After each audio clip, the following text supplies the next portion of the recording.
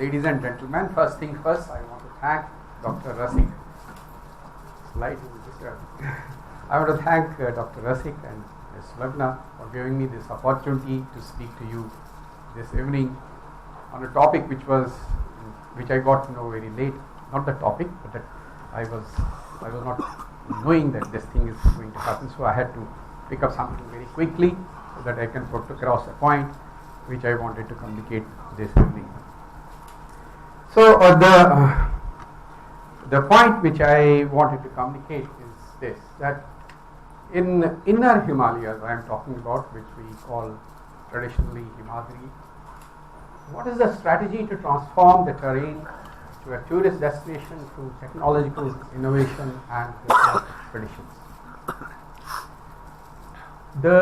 My presentation will be something like this, and that will cover it, but there are many aspirational districts which have been identified by DIO all over the country, and in Himalaya there are only 3 districts that have been identified, that is Baramulla, Kupwara and then Chamba.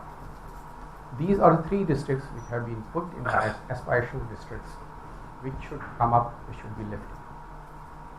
There is a need to put more such aspirational districts in Himalayan region so that the Himalayan region's growth takes place. And why so will come in the substance. There is a potential to grow and contribute in the GDP. How? We will discuss that. It is through tourism. And then there are certain issues of concern which we will discuss. Then the solution through research, science and technology is the topic. Focus on inner Himalaya. Finally, launch Himalayan research expeditions.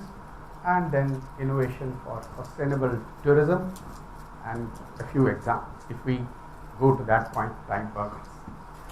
What is important here in this whole presentation that is shown here is that we have in inner Himalayan regions huge potential to grow in terms of tourism, which eventually would help in growth of science, or if we do some expeditions in the Himalayan terrain or do some good science work in Himalayan terrain in the inner Himalayan regions, that will subsequently help in the tourism part of it. That is going to be the presentation. And now these are the, I will not discuss this slide because that is not important. Here in this case, this is the imbalance which I was talking about. The positive factors are shown here. There are many of them. I will not go through all of them. You can see it. There are disadvantages and advantages of each location, and as a result we had this imbalance in the Himalaya. How should we address it was given by Julio long back, that there should be a diversification of rural economies away from agriculture. That is mostly in Himalaya, it is agriculture based, we should be doing. Then there should be globalization on agro-foods and urbanization in rural regions. Now, what are the issues of restricted growth in Himalayan region? There are many points, and some of the speakers specifically mentioned this: remoteness, accessibility, inadequate infrastructure, myopic vision, restricted working season, stress on a few tourist spots. We have unfortunately been working on those very tourist spots which the Britishers have developed, and we have not gone beyond Manali, Dalhousie, all these places. So there is a need to expand or do more. Himalaya is calling, there is that aggressiveness is missing, and we have substandard customer service at key points, and some of the issues are generic for the country. We will not discuss that. Then why should our attention be there? I think this point has been already hammered, so we will not get more into it, because some of the people have already mentioned that we have got lower income group people here, and then you can see that it's less than 1.25 US dollars. 24-25% of the people have that much of money. And similarly, there are other factors like mountain forests are crucial for ecological development, that's mentioned here. Then they are the islands of biodiversity, that's not, we should take care of that. Cultural diversity is another thing which should be taken care of. And then climate change has been discussed. And there is tourism going on, but the tourism is not going the way it should go. Like in an example of Manali, Manali is one of the best tourist destinations, but over a period of a decade or so, or now 15 years or so, we have just spoiled it. The way we have done tourism there, and the people are going, and only to those places, this is what is happening in other regions also. So now let us look at some data. We have got good people coming in the Indian tourism growth. And if you look at the percentage wise, this percentage is bigger one, and this is for West Bengal. So we have a huge tourism in West Bengal. And next is Uttarakhand, and then they have Himachal Pradesh and other spots. Now, if you look at it, tourism sector has contributed in case of West Bengal is much, but in other persons it's not there. Now, if you look at the world tourism, from 2001 to 2015-16, there has been a substantial growth. Like we had 2.65 million tourists in 2001. We have moved it to 8.8 times, and revenue also has grown. But if you look at the USA, the magnitude is very high. And in case of China, if you compare ourselves with China, it's very high. So there is a need to do something more about it. And in the world tourism also, you can see that the money that has been spent on India falls in 10 million category, not much. And the arrival of foreign tourists, you can see it shown here. But in case of this arrival, India's share in international tourist arrival is 0.6% only. And comparing the domestic tourism and foreign tourism in India, we find the percentage is abysmally low. Here you can see this in this graph for all some of the mountain states that I mentioned here. And what is the reason now? The infrastructure I found is the main reason here. You can see in comparison to other factors, all these factors are mentioned here. We are doing fairly well in terms of emerging and developing Asia. We are very close. Red one is ours. But in case of infrastructure, you see the developed Asia has moved ahead. And in case of market size, we are moving ahead. But in case of infrastructure, we are not doing much. There are hazards which we all know. We will not get into the details. And some of the hazards have been created by us only, which is shown here. And we are expecting a growth. As per this Niti Aayog report, we are expecting about 240 million tourists by 2025.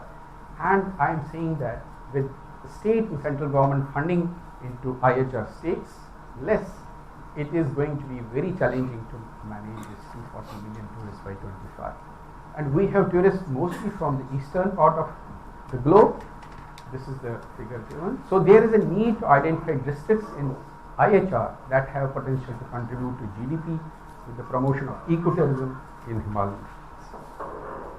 So there has been some money has been allotted, and there is a substantial good funds have been made available in previous budget, and that's a good sign, but still it's not much.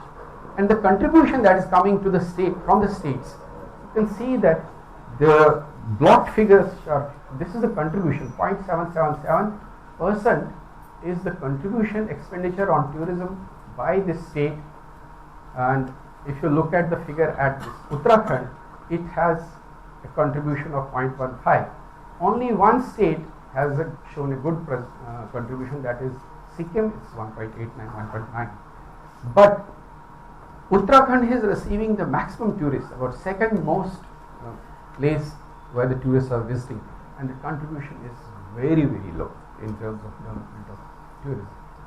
And you can look at the figure in the governments that have been spending on the percentage of government spending on tourism at other places is very good, and we can see we fall in this category of less than 10%, whereas other places, in this year also it is 0.0839%. Now there have been certain guidelines given by the Niti Aayog also. That means we should have research and technology movement in this direction. One window, one line information is one thing. Detailed scientific survey should be carried out. Strategy for off-season events have been discussed. Embrace new technology for various issues, and create and support veterans from Indian Army. This is one important point where we can take the help of veterans to do a good job here, and document best practices is not done, it should be taken. So we we have to take cognizance of everything, be it accommodation, infrastructure, tourism, transport, and everything. So, how inner Himalayan tourism can boost local economy is mentioned here. Employment, first thing. Local sourcing, food, other things, groceries, everything should be local. Building infrastructure local. Electricity and heating, we have to use geothermal, solar and geothermal. Iceland uses 99% of renewable energy for their country. We can do that. Waste management, village development, promote local culture, water, and regulate traffic there. Why focus on inner Himalaya? Many unexplored locations. We have to look beyond now, beyond Shimla, Manali, Dalhousie. These are the places which have been developed some time past, and we have been sending our tourists, or they are going to these places also. Examples are aglow all over the world that mountains have been converted to tourist hubs. There are best places within reach to the common man. And what should be the country that will be tourists are keen to explore Himalayas? We have seen the example of Ladakh. Ladakh, when it has been put to the tourism, only a couple of places have been developed, and not many tourists are now going in that region. There are many such beautiful locations all across the Himalayas. Increasing frequency of middle class, local employment, in infrastructure growth. Now these are the photographs of some of the regions, some of the names maybe you know it, but majority of the people don't know. And such beautiful places or locations are available in the entire Himalayan region, which can be developed all across from this region, Doda, Kishwar, Kargil, Leh, Arunachal, and Sikkim, and other places also. Now, I wanted to link it with research. So unless we have a trust on the research area in Himalayan region, proper trust, sometimes we know there are research areas, we know what's happening, we know climate change is happening, but in that other bigger issues which are coming in the scene because of this din, the main issues take a back seat. So here I want that we should have explored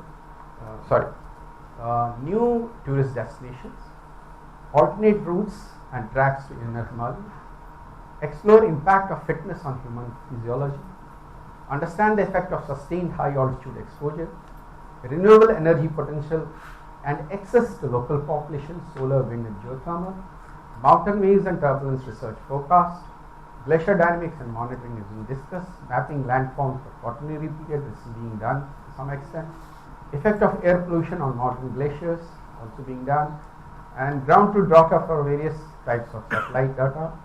Then glacier mass balance, we should be using now, embracing technology, we should put more drones for this area to collect this data, and geothermal heating should be taken up, solid waste management, cultural expeditions should be there, and expeditions on mapping religious expressions in inner Himalaya. And innovations for sustainable tourism are listed, some of the points, key points I just want to say. Renewable energy is one, mass balance is another thing. Like we have an example of this ice stupa given by this gentleman here, Sonam Wangchuk. This ice stupa, we should have such innovative designs coming up. Direct all problems in design and innovation to IIT Mandi has been created for the purpose to look into the problems which we face in there, and some of the good work has been done by them. National Mission for Sustaining Himalayan Ecosystem, MC, is also doing some work, but we should have growth in tourism embedded in it. Water from air in Himalaya, this is a new technology which has been, some of the drought prone regions or some of the regions which are very dry, they can use this technology. Vegetable production from Himalayan deserts, roads with least damage due to solifluction and ice, tunnels through mountain passes, innovative material to design snow, soil. Like we have these Sphetian houses. In Dunkar village, this is the traditional house that has been developed in these regions. Now we have destroyed that thing. We have put over RCC structures and they are further destroying. They are very cold. You cannot live in them during winter, and that's so something combining the two things should be done so that we can still have it. Then we should have innovative material to design snow, soil, rock retaining structures, efficient biodigesters for waste disposal. And the examples, I will bring in quickly 2 examples. This is the state which has been decided in the aspirational district, that is Kupwara, which is very close to this is a location here.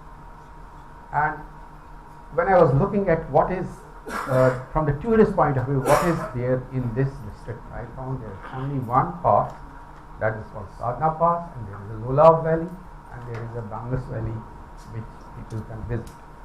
In comparison to that, when we look at a place like Doda, which is slightly away from the LC, but in these regions there are a number of places where people can go, like Batalik, Grass, Naskar, Chadar Tract. These are the places where people should be going, but we don't have infrastructure. So something has to be done. Similarly, in the Doda district, there are many such places like Laldara, Sansar, and all these places. Now, this is what I wanted to mention, that in case we have to have science being done in the Himalayan region, we have to do both. And because the topic of this seminar or this conference is technology and exploration. We have to do the embrace technology, develop new technology, but we can do better if we go with the tourism of the area. We develop the tourism of the area. Scientists will be also doing the research that will help the local people. Also, it will help in the overall growth of the nation. Thank you very much.